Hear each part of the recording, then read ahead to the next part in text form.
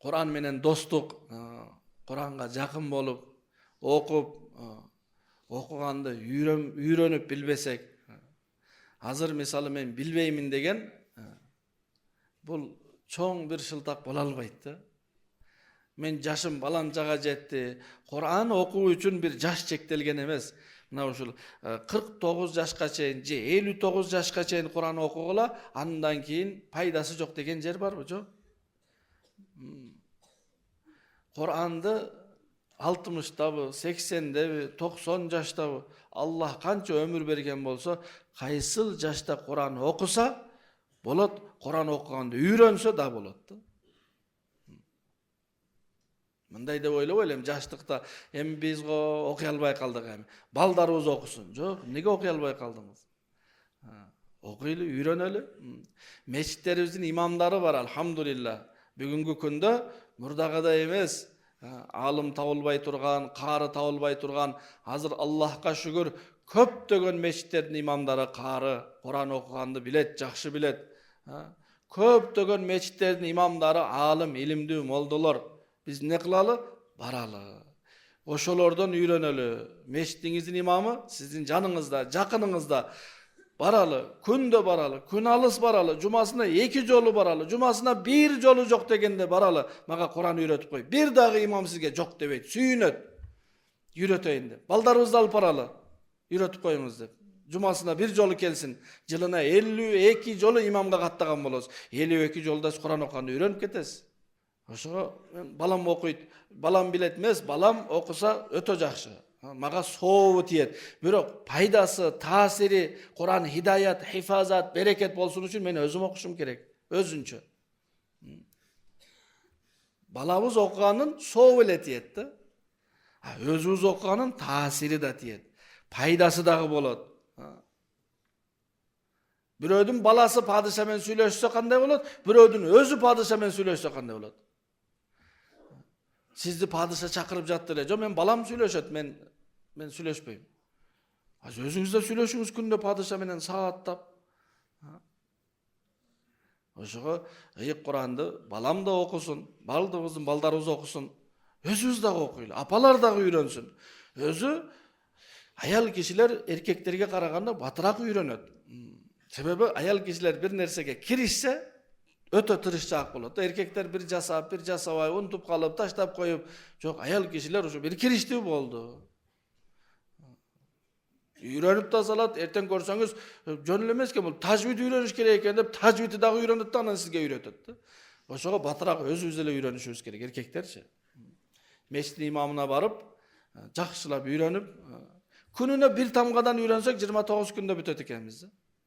Ал 29 тамганын көпчүлүк тамгасы кыргыз алфавитинде бар. Болгону бир 8 тамга бар да үйрөнө турган, машыга турган. Айн, сод, дот деген тамгалар бар. Кыргыз алфавитинде жок. Ошолорду үйлөнүп калган бардыгы ушу А, Б, В. Болду. Болгону эмне кылалы? Ыйык Кур'ан менен достошуп, жүрөктөн байланыш түзөлү. Канча adamlar kuvanat, biri dua kılıp koyungusu deyip soranat, boldakilerden, çoğun alımlardan bir duasını alsam ken, ıyık Kur'an okunuz, perişteler sizge dua kılsın. Hem perişte bari bir adamdan daracası joğru da. Perişteler sizge dua kılsın. Kur'an okunuz. Kıskası biz engsegen jakşılıktın bari Kur'an'da vardı. Bardığı. Şifaı, uşunday oğruları var biz bilbeymiz oşol oğru meni oğruyt ekenibizdi. Kur'an okusak Allah oşoga şifa verir. Kur'an, ıyık Kur'an'da Allah şifa kılgan. Ve nunazzilu minel Kur'ani ma huve şifa'u ve rahmetun lil mu'minin. Allah Teala da ıyık Kur'an'da düşürüp verdim silerge. Bul Kur'an'ım ne? Bul şifa, jana rahmat mu'minlarga. Büt meselelerden çeçimi ıyık Kur'an'da. Iyık Kur'an'da okuda.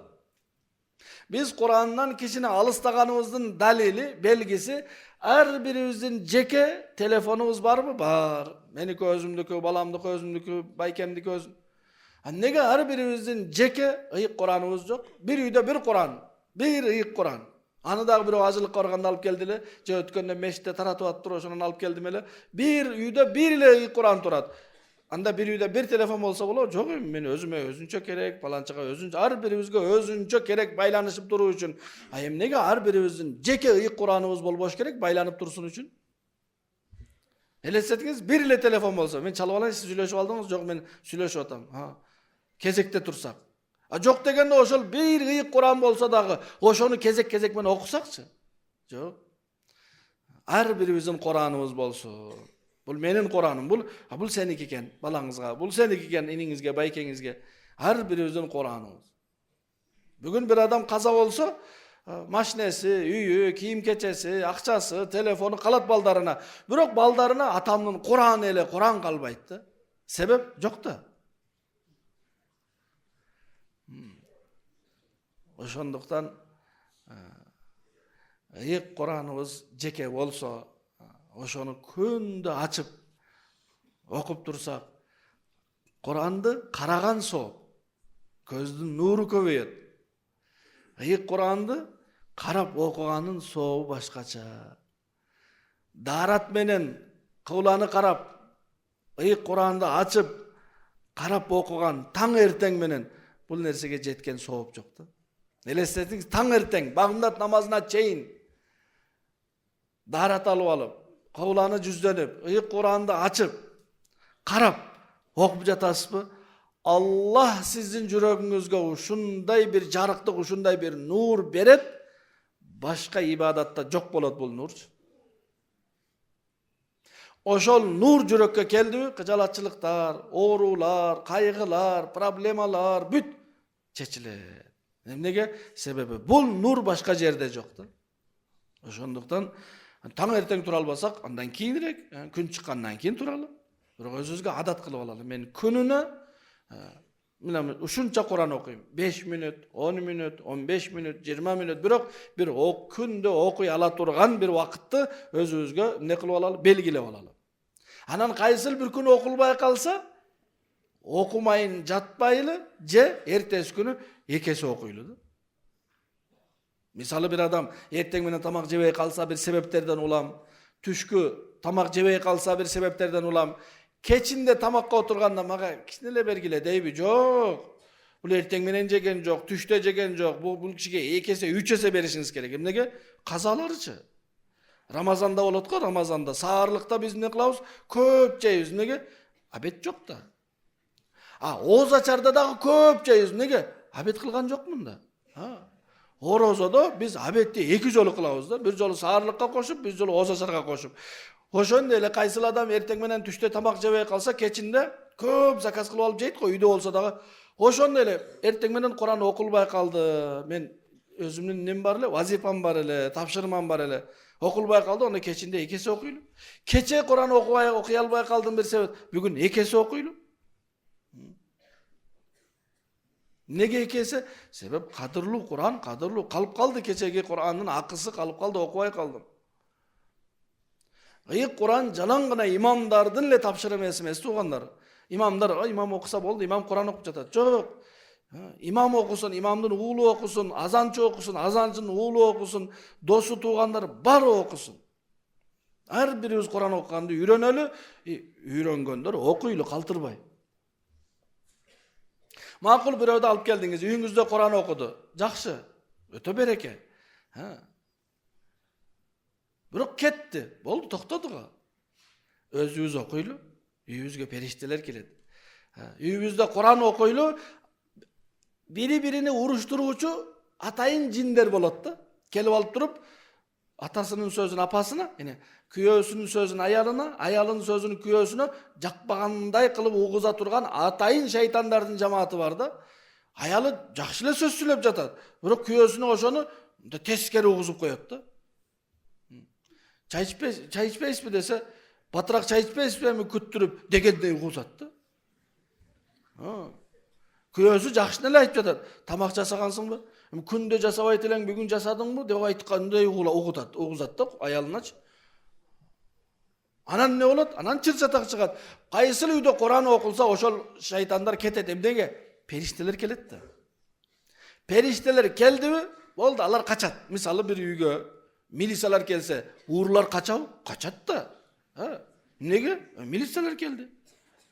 Oşondo эле кайсыл bir жерге периштелер келсе, жанакындай шайтандар kaçat, таптаза. Korkkan adam misалы. Neden korkot? Ay uğuru, karakçıdan korkkan adam. Үйүндө 10 milisiya olsa ne kılat? Bemalal tınç jatağı. Ova, nege? Milisiyalar var da. Oşondo эле үйүндө 10.000 perişte olsuç. Kelebi bir şeytan. Çok. Oşogo үйgө ayттım go, bereket, rahmat. Okuyulu үйдө boldu, tıp-tınç. Biri-birine aytkan sözü жакшына эле угулат. Çay içesizби? Çay içesizbi, kursağınız açkabı, sizge jakkan tamakты kılıp koydum degендей угузат da köyösüne. Rahmat, ova çay içeli dep aytат. Tamagыңız dayarбы dese, ayalına kanday ugulat? Күндө мага кызмат кылып тамак даярдайсыз. Бүгүн деле тамак даярдагансызбы? Дегендей угузат, аялы да сүйүнөт. О, тамагым даяр, кандай сон? Ошол мурунку эле сөз, бирок жакшы кабыл алып жатат. Неге? Себеп жанакы туура эмес угуза тургандар жок да шайтандар. Ошо үйдө Куран окуйлу. Кичинекей балдарыбызга Куран окуйлу, көз тийбейт. Кичинекей балдарыбыз берекеттин ичинде чоңойот. Машинелерибизге Куран окуйлу. Maşinenin içinde Kur'an okuylu, Allah maşinemizi berekeli kılsın. Dükkanın içinde bir Kur'an okuylu, Allah dükkanına bereket versin. Moldaki keliniz uyga bir Kur'an okuyup uyumdu tazalap beriniz. Bunday düşünük yok. Peygamberimiz kaysı sahaba uyunu alıp bardılar. Allah'ın elçisi uyum tazalap beriniz dep. Alıp bardılar, şunday var mı tarihta? Peygamberimizdi sallallahu aleyhi ve sellem'di sahabalar kezek menen üylerini alıp baratılar. Anan Peygamberimiz sallallahu aleyhi ve sellem aların üylerini tazalap beretiler. Var mı şunday tarihta? Je İmam Abu Hanife rahmetullahi aleyh şagirdlerin üyünü tazalap beretiler. Je eldin üyünü tazalap beretiler. 40 yıl taң atkança uktavaganı var. Kitap okup, Kur'an okup, mesele okup çıkkanı. Biroq eldin üyünü barıp tazalap bergeni жоқ. Je İmam Bukhari rahmetullahi aleyh Bukhara Samarkandda har bir үйüne kirip tazalap çıktı öyle. Çok. Үйдү тазалай турган атайын компаниялар бар. Үйүңүз кирдеп кеткен болсо, чакырсаңыз тазалап берет. Жууп, шыпырып, пылесостоп. Жин шайтандардан тазалоо үчүн өзүңүз Куран окуңуз бол. Үйдүн ээси Куран окуду, бол чыгып кетет. Кирбейт ошол үйгө, эч ким кирбейт. Кейде азан айтып коюңуз эле, намаз убактысы болгондо, үйдө намаз окуй турган болуп калсаңыз, мешитке жетишпей. Үйдө азан айтыңыз эле, болду, такыр эле, калгандардын баары эле чыгып кетет. Көчүп кетет. Кайсыл үйдө Куран окулса, кайсыл тамакты жегенде бисмилла айтылса, ошол үйдө жиндер, шайтандар бири-бирин жетелеп чыгып кетет экен. Бул жерде бизге жей турган тамак да калбады, жатак да калбады, кеттик деп көчүп кетешек. Неге? Тамак жесе эле бисмилла деп тамак жейт. Үйгө кирип чыкса эле бисмилла деп кирет. Үйдүн ичинде Куран окуйт. Канча жатабыз бул үйдө биз?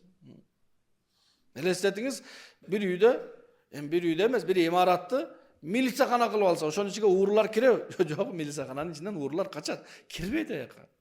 Элестетиңиз, bir үйдү периштелер өзүнүн турак жайы кылып алса, келе ошо жака шайтан жок. Башка жак менен өтөт, башка көчө менен өтөт. Неге? Kur'an okuyan adamın özüne жақындабай жин шайтандар. Çünkü bu aylanasında bilesizmi kança perişteler жүрөт бұл adamda. Allahu Akbar. Demek бұл ийгилик, бұл берекеттин бардыгы, бұл сактыктын бардыгы ыйык Kur'an окууда. Ошого ниет кылалы, Аллах буйрса. Азырга чейин дагы окуп жүрөсүздөр, барыңыздар, баарыбыз эле окуп жүрөбүз деген жакшы күмөн кылалы. Мындан кийин да калтырбайлы да ошол жакшылыгыбызды. Бүгүндөн кийин да калтырбайлы.